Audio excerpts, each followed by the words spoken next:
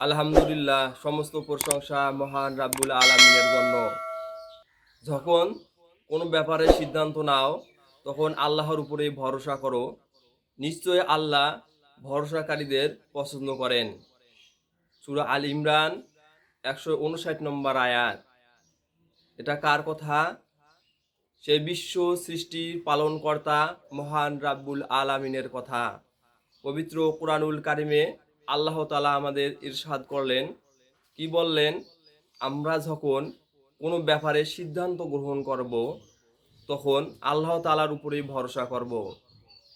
যদি আমরা আল্লাহর উপর ভরসা করি, আল্লাহ তাআলা আমাদের উপর খুশি হয়ে যান, রাজি হয়ে যান। আমরা যে কোনো বিষয়ে, যে কোনো ব্যাপারে সিদ্ধান্ত নেওয়ার জন্য হেজিটেশনে পড়ে যাই, ডিপ্রেশনে পড়ে যাই। কিন্তু মহান আল্লাহ তাআলা এই পবিত্র কোরআনুল কারিমে আমাদের বলে দিলেন, আমাদের উপদেশ দিলেন যে তোমরা যখন কোনো বিষয়ে সিদ্ধান্ত গ্রহণ করবে, তখন সেই মহান প্রভু রাব্বুল আলামিন আল্লাহ তাআলার উপরে ভরসা করো। তাহলে তোমরা সফলকাম হতে পারবে। আমরা যদি মহান আল্লাহ তাআলার উপরে ভরসা করি, তাহলে আল্লাহ তাআলা আমাদের উপর খুশি হয়ে যাবেন। একবার চিন্তা করে দেখুন, যিনি আপনাকে সৃষ্টি করেছেন, তিনি যদি আপনার উপর রাজি হয়ে যান, খুশি হয়ে যান, তাহলে আপনার জন্য জান্নাত রয়েছে। আমরা যদি আল্লাহর সন্তুষ্টি, আল্লাহর ভালোবাসা পেতে চাই, তাহলে অবশ্যই আল্লাহ তাআলা পবিত্র কোরআনুল কারিমে আমাদের যে কথা বলে দিয়েছেন, আমাদের জন্য যে উপদেশ দিয়েছেন, আমাদের জন্য যে বাণী পাঠিয়ে দিয়েছেন, তা অবশ্যই মানতে হবে। এই মেসেজটুকু আমাদের বুঝতে হবে। আল্লাহ তাআলা আমাদের কি গাইডলাইন দিয়ে দিলেন, যে এখানে বলে দেওয়া হলো, এটা হচ্ছে সূরা আল ইমরানের 159 নম্বর আয়াতের কথা আমি বলতেছি। আপনারা গভীর মনোযোগ সহকারে শুনবেন। যে আমরা যখন সিদ্ধান্ত গ্রহণ করব, তখন আল্লাহর উপরেই ভরসা করব, তখন আল্লাহ তাআলা আমাদের উপর খুশি হয়ে যাবেন। আর আল্লাহ তাআলা খুশি হয়ে গেলে আমাদের কাজগুলো সফল হয়ে যাবে, আমরা সফল কাম হতে পারবো। আসুন আমরা এই কথাগুলো বোঝার চেষ্টা করি। এটা যেমন তেমন কথা নয়, এটা পবিত্র কোরআনুল কারিমের কথা, মহান আল্লাহ তাআলার কথা, যিনি সরাসরি আমাদের কে মেসেজ দিয়েছেন। শুধু এই আমাদের মুসলিম উম্মাহের মধ্যে নয়, সমস্ত মানুষের জন্য এটা মেসেজ।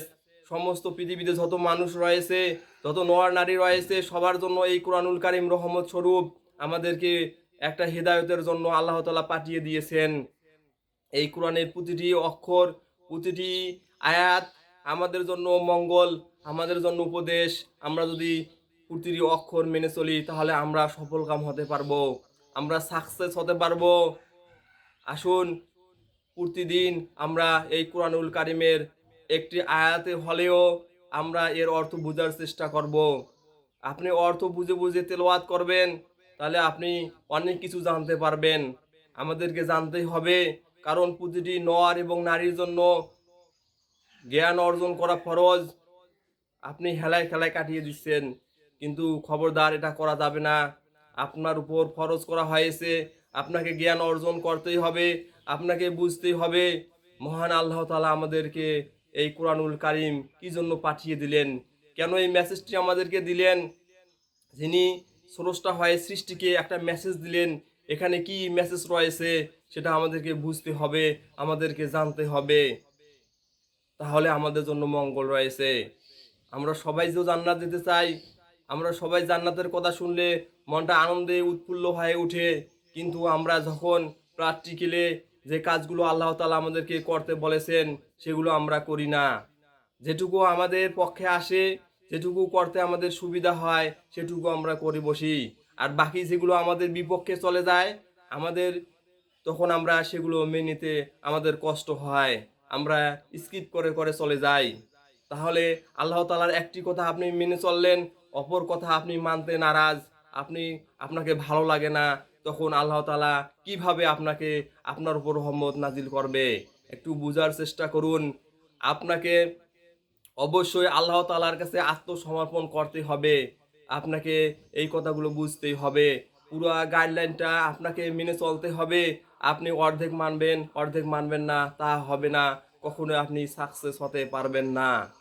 এজন্য আসুন আমরা পবিত্র কোরআনুল কারিমে মহান আল্লাহ তাআলা আমাদের জন্য যে মেসেজ দিয়েছেন হযরত মুহাম্মদ সাল্লাল্লাহু আলাইহি ওয়াসাল্লামের মাধ্যমে, যিনি আমাদের শিক্ষক, যিনি আমাদের নেতা, তাকে মানতে হবে, তার কথাগুলো মেনে চলতে হবে। প্রতিটি কথাই আমাদের জন্য মঙ্গলজনক, প্রতিটি কথাই আমাদের জন্য মঙ্গলজনক।